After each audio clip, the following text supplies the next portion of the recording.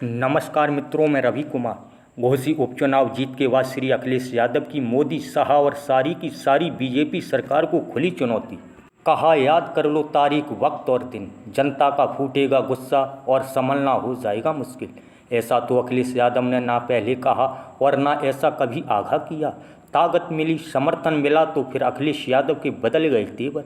छोटे नेताजी श्री अखिलेश यादव ने बीजेपी को चेताया कि रणनीतिकार मैदान छोड़ रहे हैं, प्रवक्ता बोलने से बच रहे हैं और मंत्री सांसदों के तो होश ही पाख्ता हो गए हैं।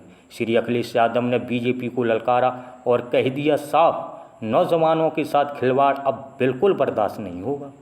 आर पार की जंग होगी और नौजवान युवाओं के साथ मिलकर ही लिखी जाएगी क्रांति। आपको बता दें, श्री अखिलेश यादव अब चुनावी मैदान में कूद गए हैं। 2024 लोकसभा चुनाव को लेकर श्री अखिलेश यादव ने कहा, अब की 2024 में बीजेपी से होगा हिसाब, होगी जंग। महंगाई और भ्रष्टाचार, युवाओं पर अत्याचार बिल्कुल बर्दाश्त नहीं होगा। भारत की जनता के साथ मिलकर इस तानाशाह सरकार को जड़ से उखाड़ देंगे।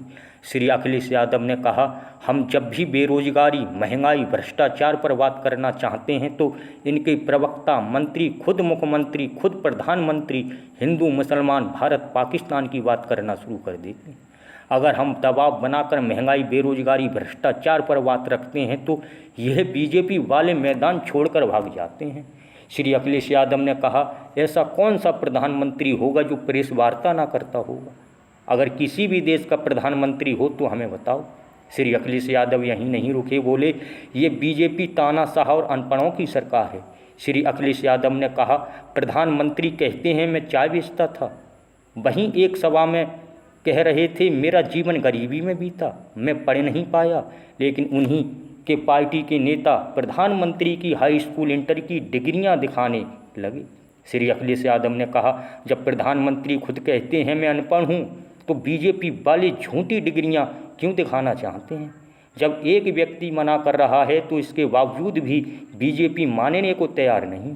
श्री अखिलेश यादव ने कहा, बीजेपी झूठों और जुमलेबाजों की सरकार है।